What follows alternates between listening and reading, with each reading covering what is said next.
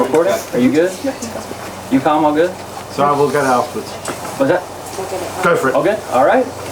Pleased to be welcomed by gold medalist and newest member of the LPGA Hall of Fame, Lydia Ko. Lydia, congratulations. Again, just has it kind of all sunk in, everything from last week? I actually don't know if it has sunk in yet. I didn't sleep that Saturday night just because of travel logistics and all that. So I, went to sleep for the first time on Sunday night, and it was pretty surreal. Woke up and I was like, was that a dream? Did that just really happen? But yeah, super exciting. I've gotten an overwhelming amount of support from the players and just people I know, and just very grateful for literally this once in a lifetime opportunity. You just mentioned you've gotten a lot of support from some of the players and others around you. What has maybe been the most impactful message or that you've gotten from someone after accomplishing what you've done? A lot of the ladies that are already in the Hall of Fame reached out, and especially somebody like Nancy Lopez. Every time I see her, she gives me good vibes, always words of wisdom, and for somebody like her to take me under her wing and support me, it means a lot. But there's just been so many people, like Meg and Beth said they had cried watching me, and it means a lot. And I've seen some of my good friends here as well, so yeah, it's pretty surreal. I was talking to one of the moms yesterday and nearly brought tears to my eyes again, and I think as a player and somebody that's involved, we all know how hard it is. So it's we're all going on this journey together, and for so many of the people that I play alongside and see them to support me like this, it means a lot. And I think that's the most grateful thing of all of this.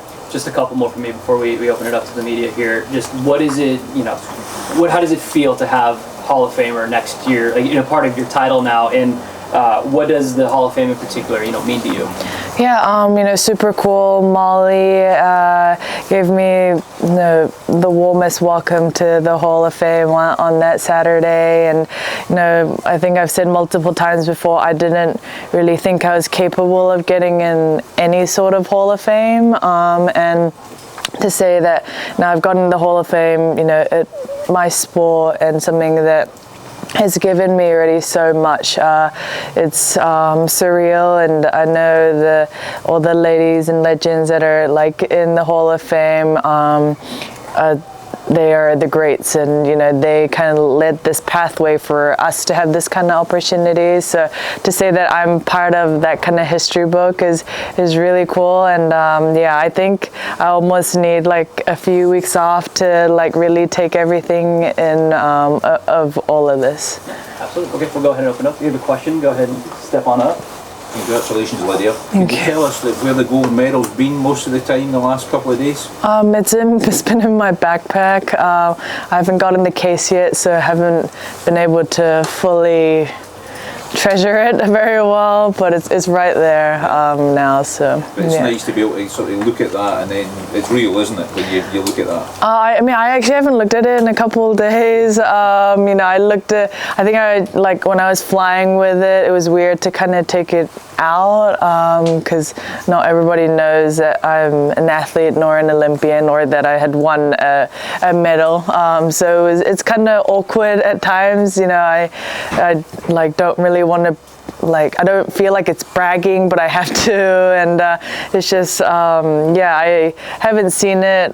We took it out this morning to bring it out here, but I haven't seen my Rio or Tokyo Olympic medals since the day I got it either. So now that I have 3, I think I need to find a good place to kind of put them all together. On the back of last week, it might have been tempting to give this week a miss, but how important is this week going into next week?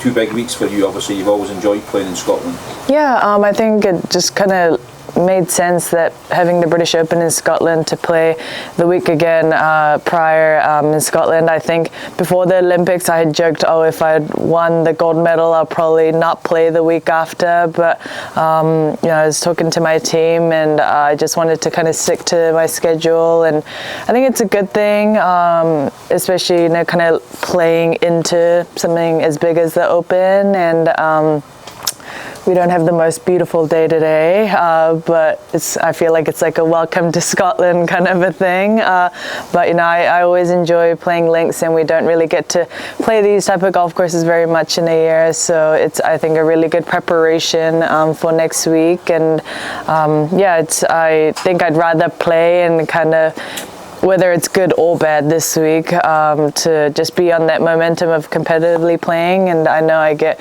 a good 3 weeks off after the Open, so I'm excited to have another fun couple weeks here. You've achieved so much in your career, not one in Scotland. How big a goal is that for you going forward, to tick that one off?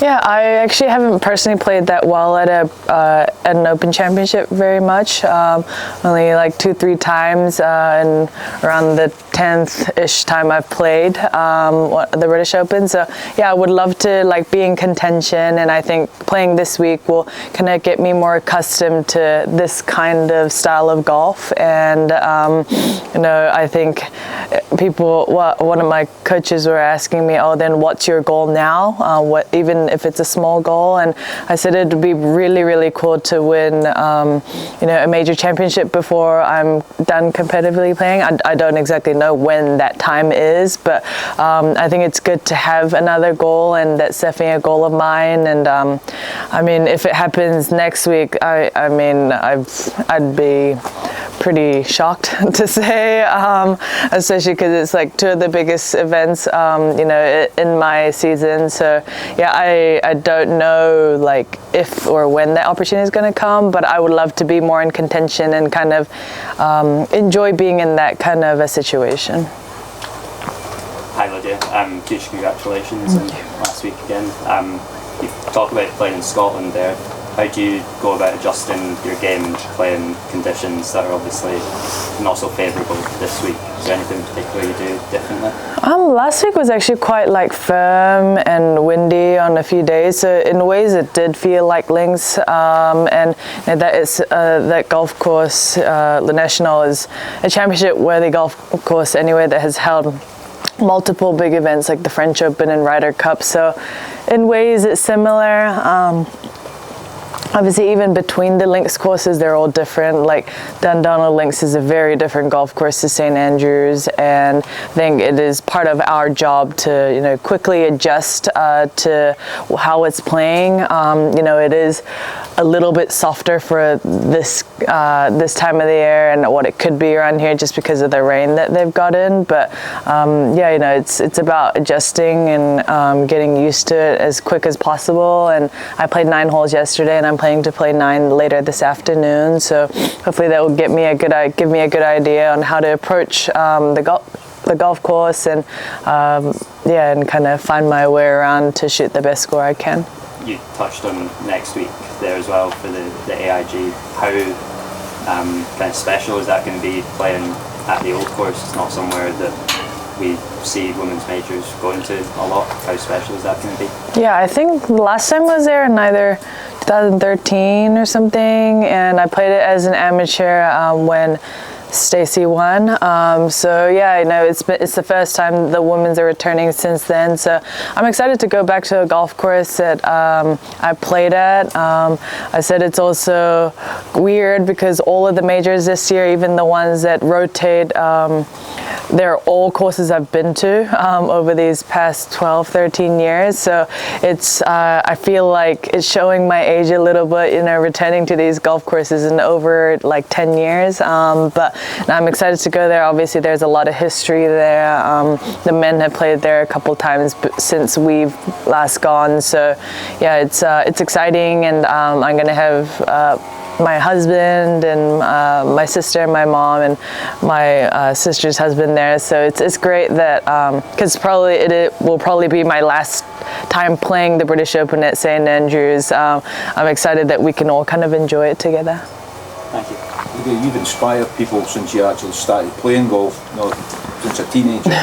But winning the Olympics, what do you feel that's going to do? Do you think that's the biggest thing that you've ever done in terms of inspiring a new generation, perhaps?